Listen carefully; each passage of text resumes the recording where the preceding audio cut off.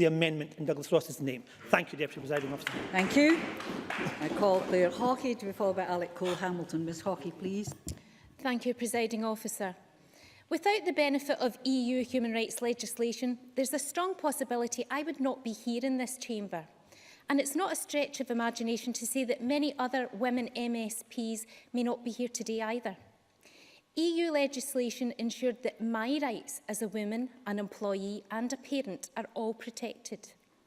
In my working life before coming to Parliament, I was protected from employment practices that would have discriminated against me and my family in the workplace. These rights continue to protect people in all walks of life every day to ensure that equality is maintained, discrimination is tackled, and above all, fairness is enshrined in our legal system.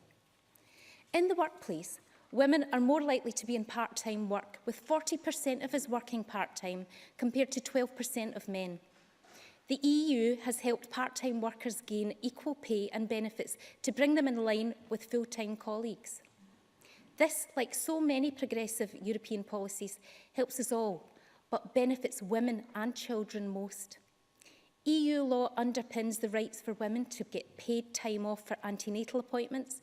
It safeguards the rights of pregnant women in the workplace, and it also guarantees maternity leave for mothers. I not only experienced those benefits as a working mother, but as a nurse, a predominantly female profession, saw so many examples of other working mothers for whom time off and pay protection meant they could have a career and a family. The introduction of parental leave, which guarantees 18 weeks leave for parents to care for and to bond with their infant, was also a direct result of EU law, as is the right for parents and carers to take emergency leave to care for their children.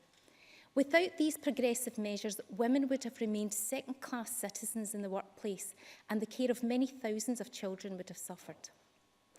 While all workers have benefited from the protections guaranteed by Europe, it is women who have doubly benefited.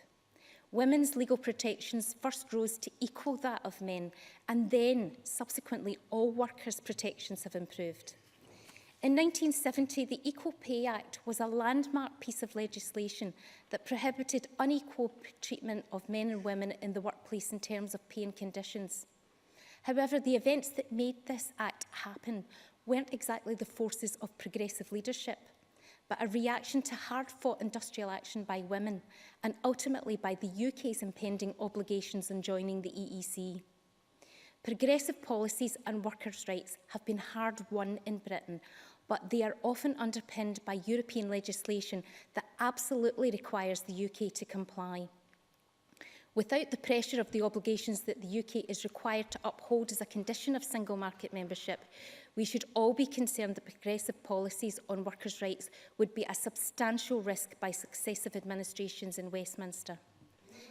As mentioned by Ross Greer earlier, we have already witnessed attacks on trade unions through recent legislation. Presiding Officer, we are in a period of uncertainty about the legal basis of so many of the rights that have improved the lives of everyone in this country. In fact, the repeal of the Human Rights Act, an absolutely vital piece of legislation, has already been promised by the Lord Chancellor. This Act further protects the rights of people in the UK across many areas, including employment. There is no better symbol of the Tories' desire to shred the rights of ordinary working people than their commitment to repeal the Human Rights Act. Its promised replacement, the British Bill of Rights, with who knows what it will contain, is of huge concern to all of us who care deeply about the impact of the repealing of the Human Rights Act and the subsequent impact of this. What we are clear on, however, is that who will be writing this, and I have little confidence that Theresa May's government will draft a bill that provides the same level of protections for ordinary people. Thankfully for Scotland, European Convention rights are embedded in the devolution settlement, and I am certain that many in this chamber will not allow fundamental rights and freedoms to be removed at the whim of a UK Tory government we in Scotland did not vote for.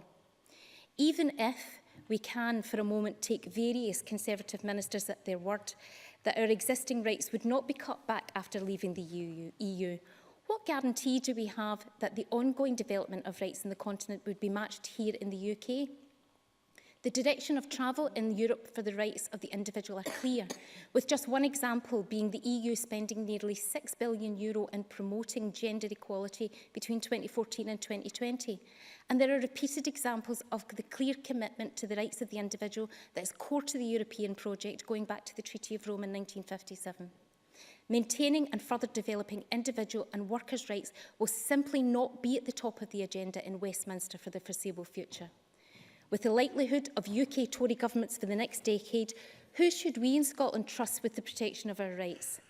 The Scottish Government doing all it can to maintain connection and parity with Europe, or the Brexiteers who are determined to cut what they see as red tape and the rest of us see as basic human dignity? Presiding Officer, I am heartened to hear the Scottish Government's determination to either retain our rights or to ensure that this Parliament can legislate on these issues after Brexit. I think most of the members here today will agree with me that the fundamental protections underwritten by Europe have been overwhelmingly positive, both for workers but also for women. And I am wholeheartedly in support of this motion for the retention of the hard-won rights of the people of Scotland. Thank you very much.